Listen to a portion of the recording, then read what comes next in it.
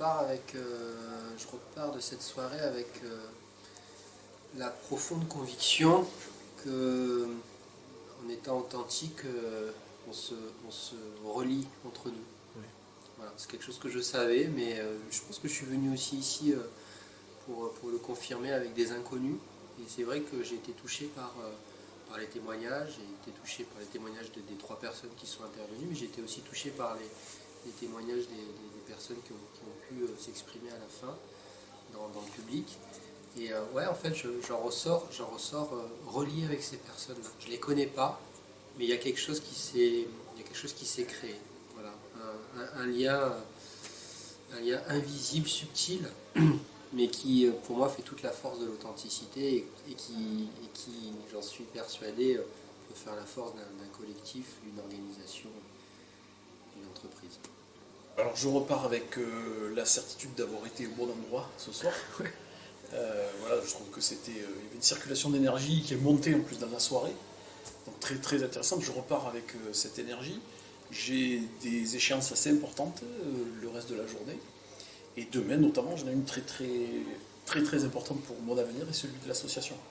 Et donc je pars avec cette énergie, elle va me servir demain. Donc un peu comme si finalement demain, pendant l'entretien, tous les gens qui étaient là ce soir étaient avec moi demain à l'entretien. Donc je repars avec une bonne énergie et un filtre lavé, tu vois. Je repars bien, quoi. Voilà. Donc moi je repars avec des témoignages très forts, tous les 3 différents. Des gens sincères, authentiques, qui ont dévoilé des choses importantes, et j'ai vu les réactions de la salle, en plus des miennes.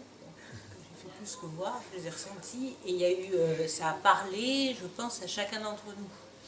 Et en même temps, les mots n'étaient pas les mêmes, les réactions à l'échec, déjà, qu'est-ce qu'étaient les échecs, en quoi ils étaient, à quelle période de leur vie ils étaient arrivés, comment ils avaient pu rebondir, etc. Dessus, ou pas d'ailleurs. Moi j'ai trouvé que chacun était extrêmement authentique, sincère et très pertinent dans sa manière d'avoir envie de partager. Ok. Déjà avec un peu plus de confiance. Alors pourquoi? Parce que ces témoignages étaient à la fois touchants, inspirants, et puis également porteurs d'espoir, parce que ce que l'on voit, on voit aussi de belles réussites après des échecs, et aussi l'importance aussi finalement d'avoir des échecs, de capitaliser dessus pour en tirer des enseignements. Et là,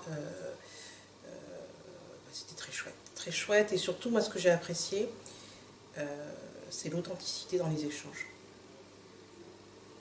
Donc authentique, touchant. Voilà, donc il y a même une des interventions qui m'a particulièrement touchée.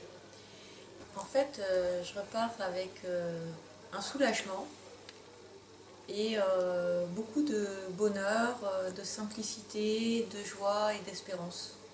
En fait, je suis super contente d'y avoir participé, parce que déjà, je l'avais pris aussi comme exercice de prise de parole.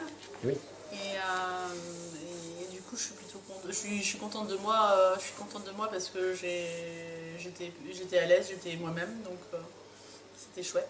Ah non, j'en avais jamais trop parlé ni analysé, et du coup, ça m'a fait un peu un exercice d'introspection intéressant. Merci. Avec un verre de vin. Et ça, c'est le principal. Parce qu'en plus, il n'y avait pas de tire-bouchon. Avec de l'humanité en barre, en tube, en infusion, en perfusion même. Et en fait, c'est hyper intéressant parce que les gens se livrent dans leur vulnérabilité, et en fait, on se rend compte que cette fragilité, on se moque pas. Cette fragilité, en fait, c'est celle qui donne la force. Et que sans cette vulnérabilité, en fait, on se rend compte que les warriors, les robots, ça marche pas. Voilà. Et que tous les gens qui ont réussi, c'est à un moment donné, dans l'échec, qu'ils ont trouvé leur levier, leur force. C'est vraiment des témoignages qui sont hyper touchants, hyper forts, et qui nous renvoient aussi vers nous, ce qu'on était et ce qu'on est devenu. Moi, je repars avec le sentiment d'être venu avec quelque chose de très lourd que je portais. Et le cadre qui est proposé, la bienveillance qui nous accompagne pendant cette expérience, me fait repartir avec beaucoup moins de poids dans le sac à dos. Et ce qui est intéressant, c'est que on se livre avec ce que l'on ressent et pas avec ce que l'on sait. Et ça fait beaucoup de différence. C'est-à-dire que on se sent humain, on se sent comme les autres, et c'est ce qui nous fait grandir. L'envie de foirer. Enfin, j'ai pas répondu aux questions d'Emmanuel et d'Olivier quand ils ont posé la question de pourquoi vous êtes là et pourquoi se foirer, ce genre de choses. Et la question que je me disais, c'est purée, en fait, je me lance dans l'aventure de l'entrepreneuriat parce qu'en fait, je veux me foirer. Je veux avoir le droit de me foirer. Parce qu'on me l'a toujours empêché de me foirer dans toutes mes autres aventures salariales. Et oui, en fait, c'est beaucoup d'émotions, vraiment beaucoup d'émotions. C'est des témoignages qui étaient très très forts. Et c'était très intense. Enfin voilà, c'est vraiment intense. Et se dire oui, tout le monde est humain et ça permet de se relativiser, d'entendre l'histoire d'autres personnes, d'entendre des grands mots, des grands problèmes. C'est pas forcément des foirés, pas forcément des problèmes, des échecs, mais quand on l'entend, c'est intense, quoi. Donc moi je repars avec l'envie de me foirer. J'aime bien le mot foirer parce que c'est plus authentique que de dire j'ai échoué. Quand on se foire, c'est gentil en soi. Alors que j'ai échoué, c'est la fin.